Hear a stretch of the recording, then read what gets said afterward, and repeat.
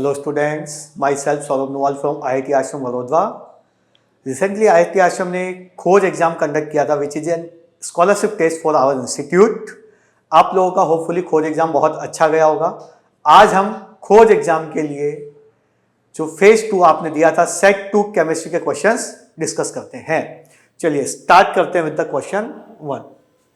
Question 1 is saying 4 substances P, Q, R and S were tested for their electrical conductivity by placing in contact with the anode and cathode in a cell. Okay?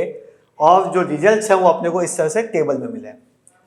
P ने क्या किया, light up किया, bulb को glow किया. Substance जो cathode पे मिला which is aluminium और एनोड पे जो सब्सटेंस मिला विच इज ऑक्सीजन. ओके, चलिए और आगे देखते हैं. Q ने भी लाइट अप किया, कैथोड पे कोई सब्सटेंस नहीं मिला, एनोड पे कोई सब्सटेंस नहीं मिला. R लाइट अप किया ही नहीं, तो एनोड और कैथोड पे कुछ मिला ही नहीं.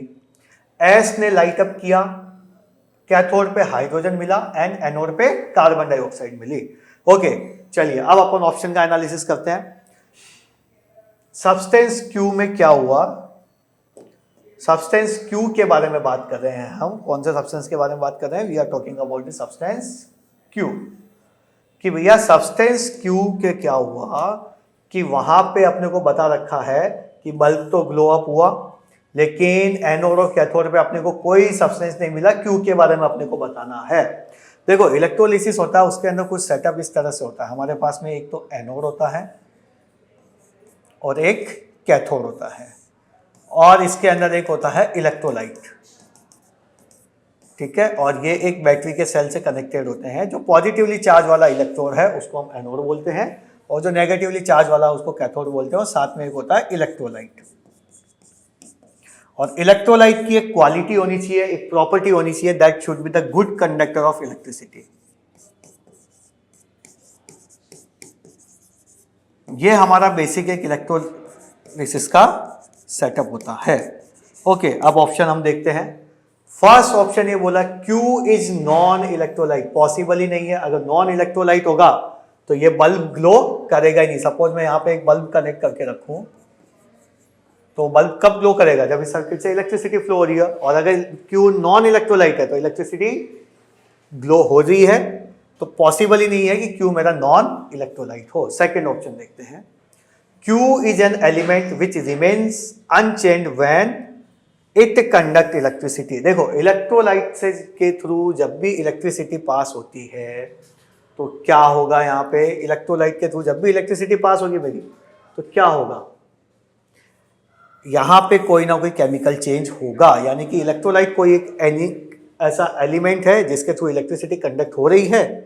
ओके, पॉसिबल है, लेकिन ये एलिमेंट इलेक्ट्रोलाइट का काम नहीं करेगा. इसका मतलब Q क्या है? एक कोई नॉर्मल एक कंडक्टर एलिमेंट है, वो इलेक्ट्रोलाइट वाली बात नहीं है.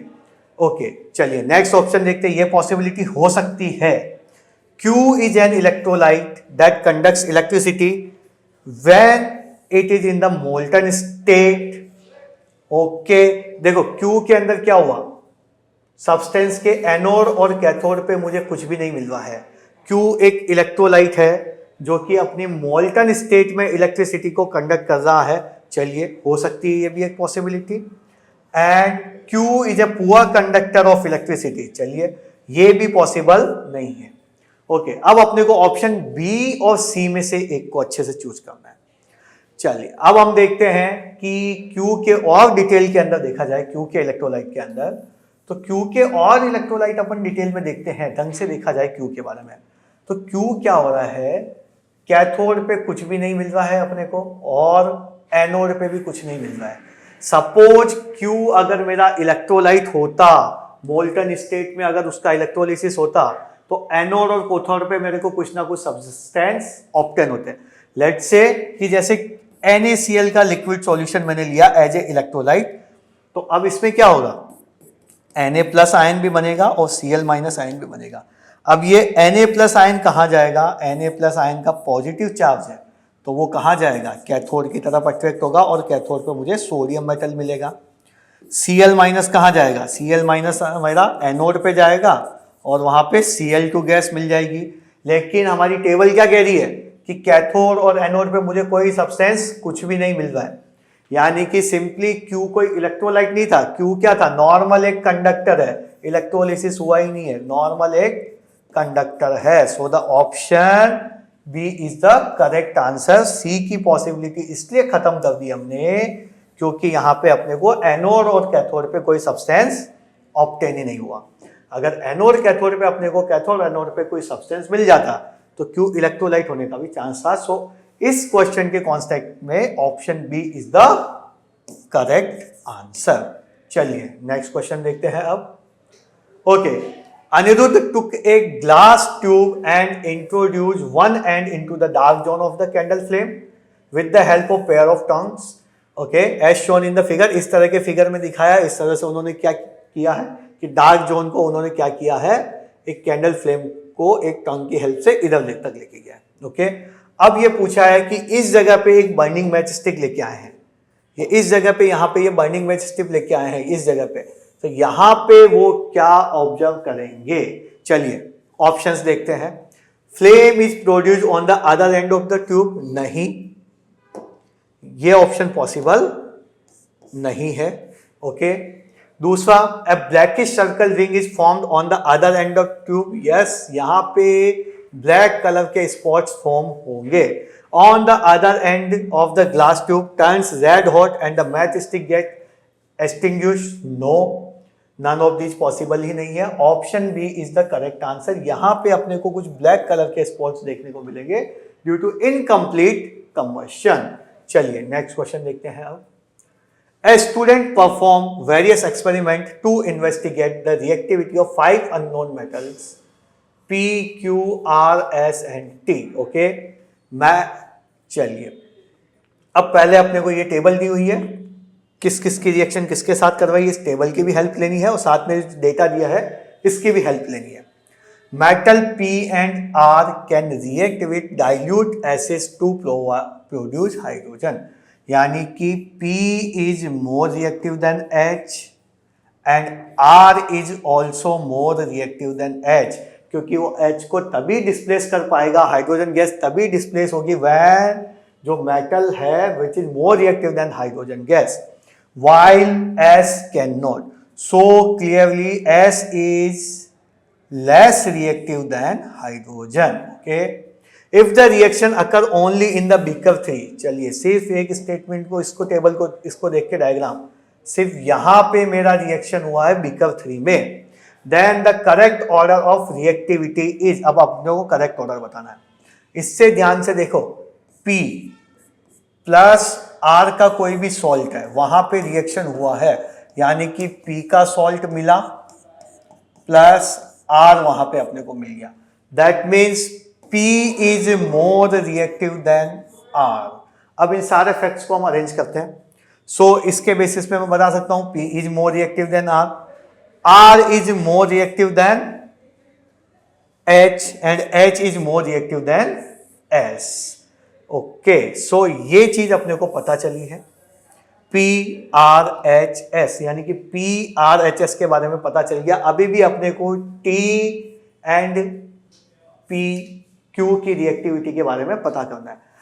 इस क्वेश्चन में दिया है कि इस वाले फर्स्ट पार्ट के अंदर, फर्स्ट बीकर के अंदर कोई रिएक्शन नहीं हुआ है, यानी इससे मैं ये कंक्लूड कर सकता हूं इस चीज से कि ये जो T प्लस Q का सॉल्ट सॉल्यूशन था, कोई रिएक्शन नहीं हुआ। That means I can say T is less reactive than Q और Q is more reactive then T। Okay, इस वाली से बात करते हैं, यहां पे भी कोई रिएक्शन नहीं हुआ, यानी कि P प्लस T का कोई सॉल्ट है तो वहां पे नो रिएक्शन है, तो यहां पे भी क्या होगा मेरा, मैं क्लियरली बता सकता हूं T is more reactive then P। चलिए अभी दो फैक्ट्स को भी कंबाइन करते हैं, T is more reactive then P greater than R S and T and S की बात करें तो यहाँ पे Q इस वाली चीज से। सो ऑप्शन मैच करते हैं, ऑप्शन मैच करते हैं, so option A is the correct answer. चलिए नेक्स्ट क्वेश्चन देखते हैं अब, question 14। A diesel train runs for 3 hours, okay, consuming fuel at the rate of 2 kilogram per hour. Okay, good. So total fuel consumption कितना हो गया यहाँ पे? Total fuel consumption मेरा हो गया यहाँ पे 2 इंटू 3 6 kg, 1 घंटे में 3 kilogram fuel, sorry 2 kilogram fuel, तो 3 घंटे में 6 किलोग्राम फ्यूल काम मिलेगी. The calorific value of diesel of this 45,000 kilojoule per kg and the efficiency of engine is 35%. Calculate the useful energy obtained during the trip. यानी कि 6 kilo मेरा fuel था. Okay, good. उसमें से टोटल एनर्जी मेरी इतनी निकली. Okay, good. उसमें से ओनली 35% ही मेरा यूजफुल था. यानी कि कितनी, इसको सॉल्व करेंगे अपना आंसर आ जाएगा. 2 जीरो से 2 जीरो कट हो गया. ओके, सो अब मल्टीप्लाई करते हैं. 4506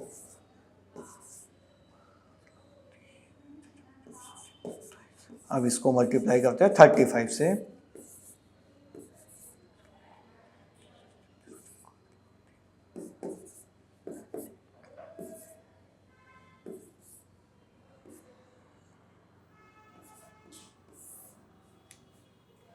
ओके, सो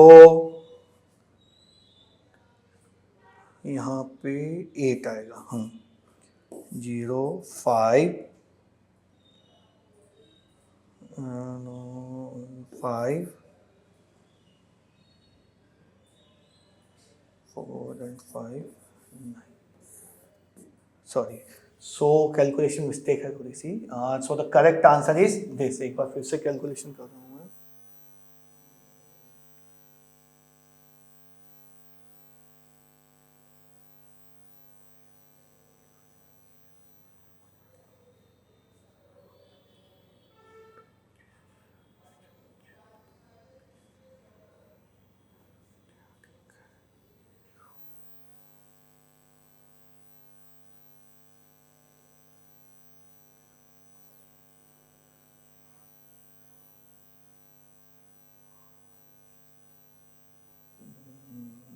सिक्स 15.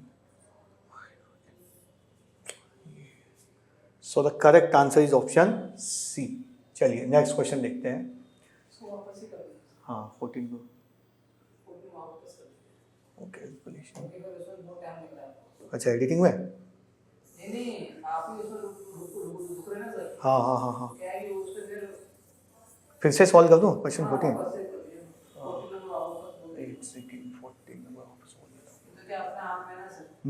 तो अभी बोल दो ना, ऐसे बोल. लाइव में क्या चलता है, रिकॉर्डेड है ना. तो अभी बोल दो कि अभी क्वेश्चन नंबर 14 स्टार्ट करते हैं. ठीक है, चलिए देखते हैं अब question number 14. So A diesel train runs for 3 hours consuming fuel at the rate of 2 kilogram पर hours and the calorific value of diesel is given this. If the efficiency of the engine is 35%, calculate the useful energy obtained during the trip. Okay, चलिए start करते हैं. सबसे पहले हम देखते हैं total fuel कितना यूज हुआ. टोटल फ्यूल यूज हुआ हमारा 3 इंटू 2, टोटल 6 kg फ्यूल हुआ. उस 6 kg फ्यूल में अपने को टोटल एनर्जी कितनी ऑब्टेन हुई. एनर्जी ऑब्टेन हुई अपने को 45,000 into 6 which will be 0.007. Okay, इतना अपने को किलो जूल पर केजी, इतना अपने को एनर्जी प्रोड्यूस हुआ. ओके, और अब क्वेश्चन में आगे अपने को बोला है कि इनमें से सिर्फ 35% ही हमारा क्या था, एफिशिएंसी था इंजन का. तो कितना यूजफुल एनर्जी काम में आया, तो यही इसका 27,000 इंटू 35 डिवाइड बाई 100 कर देते हैं. चलिए मल्टीप्लाई करते हैं 35 को 27 से. 7 तो 3 7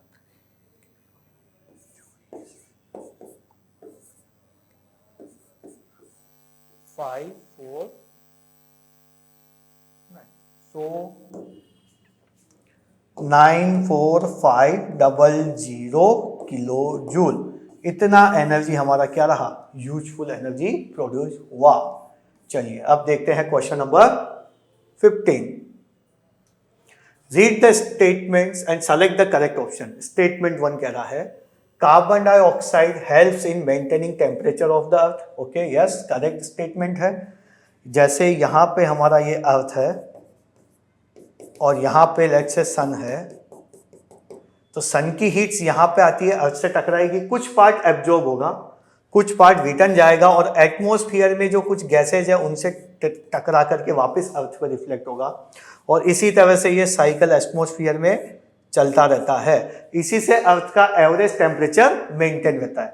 carbon dioxide traps heat of the reflected infrared radiations and stops heat from escaping the earth surface. Yes, ये जो गैसेज जैसे कार्बन डाइऑक्साइड, ये गैस सन की हीट को ट्रैप कर रही है, इस चीज को बोला जाता है ग्रीन हाउस गैसेज। क्या बोला जाता है इनको? Green house gases. ये सन की हीट को ट्रैप करके रखती है, इसी वजह से अर्थ का एवरेज टेम्परेचर क्या रहता है? मेंटेन रहता है। So option A is the correct answer. A statement भी ट्रू है, सेकंड स्टेटमेंट भी ट्रू है और ये इसका करेक्ट एक्सप्लेनेशन है। बाकी सारे ऑप्शन आप चेक करेंगे तो वो रॉन्ग निकलेंगे। जैसे both statement are true, the statement 2 is not the correct explanation of the statement 1. Statement 1 is true but the statement 2 is false, wrong. Both statement are false, wrong. Option A is the correct answer. चलते हैं next question की तरफ। चलिए, a few material are listed in the box. Which of the following represent the correct statement about these materials? चलिए, सबसे पहली चीज nylon, acrylic, Terylene, cotton, wool, melamine and PET. First, second, this one is second, fourth and fifth are natural polymer. No, acrylic. Acrylic is known as the artificial bulk. So it is artificial. So this statement is wrong. B. Second is good substitute for the wool. Yes, it is a good substitute for the wool. ये part हमारा correct है। Third is the good substitute for the silk. Third one is teriline. Teriline is the good substitute for the silk. No, silk का substitute is rayon, not the teriline. So this statement is also wrong. Next question, seventh one. PET is thermosetting plastic. Yes. And sixth one, melamine is the thermoplastic. Yes. Option C हमारा correct हुआ। Option D भी check करते हैं। Third and fourth, third and seven. Third, yes,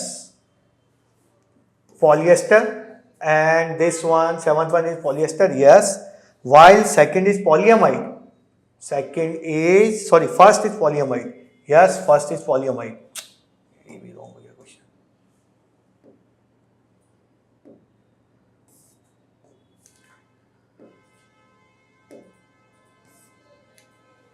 sir ये question और ये wrong हुआ, कर दो करेक्ट अभी। कैसे करेंगे?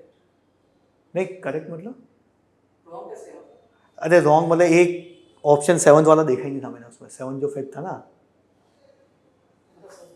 इसमें ठीक है ना, क्वेश्चन सही है। रिपीट करूँगा, हाँ रिपीट करूँगा। क्वेश्चन सही है, कैलकुलेशन में मिस्टेक इसमें भी मतलब हुई। चलिए अब देखते हैं हम क्वेश्चन नंबर 16 से। The few material are listed in the box, which of the following represent a correct statement about this materials. First देखते हैं हम, second, fourth and fifth are the natural polymer. Second कौन सा है? Acrylic. नहीं, acrylic तो क्या बोलते हैं हम? आर्टिफिशियल वुल बोलते हैं। रॉन्ग, ये statement wrong. Fourth cotton, fifth wool, yes ये दोनों है, लेकिन acrylic is not the natural polymer, so इस वजह से statement one is wrong. B देखते हैं, second is the good substitute for the wool, yes correct statement है। Third is good substitute for silk, third one is terylene. नहीं, terylene is not a good substitute for the wool, silk का जो good substitute होता है that is rayon. Next 7, this PET is thermosetting plastic, No, it is thermoplastic and the melamine is the thermoplastic. Fifth step, no, ये option हमारा wrong हुआ. Next हमारा बोला जा रहा है third, this third one Terilene and this seventh one PET are polyester. Yes, दोनों polyester है. While first is polyamide, nylon. Yes, nylon is made up of the amide molecules. Yes, so option D is the correct answer for this question. चलिए, let's move to the next question. When air is passed through red hot coke, a gaseous fuel is produced. The name of this gaseous fuel and its composition are respectively, so that water gas is formed. जब भी red hot Kock से हम क्या पास करते हैं, air pass करते हैं, तो वाटर गैस फिल होती है, सो दैट इज H2+CO. चलिए, next move to the next question. What is the lowest temperature at which the substance start burning? उस टेम्परेचर को हम बोलते हैं इग्निशन टेम्परेचर. ऐसा टेम्परेचर जिसपे सब्सटेंस का कंबशन होना स्टार्ट होता है, that is known as what? Ignition temperature. Let's move to the next question. Galvanisation involve the coating of which metal over the steel और आयरन? आयरन को हम corrosion से प्रोटेक्ट करने के लिए उसके ऊपर एक लेयर लगा देते हैं. किसकी? जिंक मेटल की. ये जिंक मेटल ऑक्सीजन के साथ रिएक्ट करता है और बनाता है जिंक ऑक्साइड. अब ये जिंक ऑक्साइड आयरन के कोरोजन को प्रिवेंट करता है, so the correct answer is the zinc. चलिए, नेक्स्ट क्वेश्चन देखते हैं. Naphthalene balls are obtained from coal tar and used as. Naphthalene balls white colour की बॉल्स आप लोगों ने देखी होगी, जो वुलन्स में, ब्लैंकेट में, इसमें रखी जाती है. तो किसके काम आती है? That are the moth repellent. Moths को भगाने के काम में आती है. और किससे ऑब्टेन होती है? कोल टार से ऑब्टेन होती है. चलिए, तो होपफुली आपके डाउट्स क्लियर रहे होंगे. अगर आपको स्टिल कोई डाउट लगता है तो you can comment in the comment box. हम आपकी क्वेरी को रिजॉल्व करेंगे. Thank you.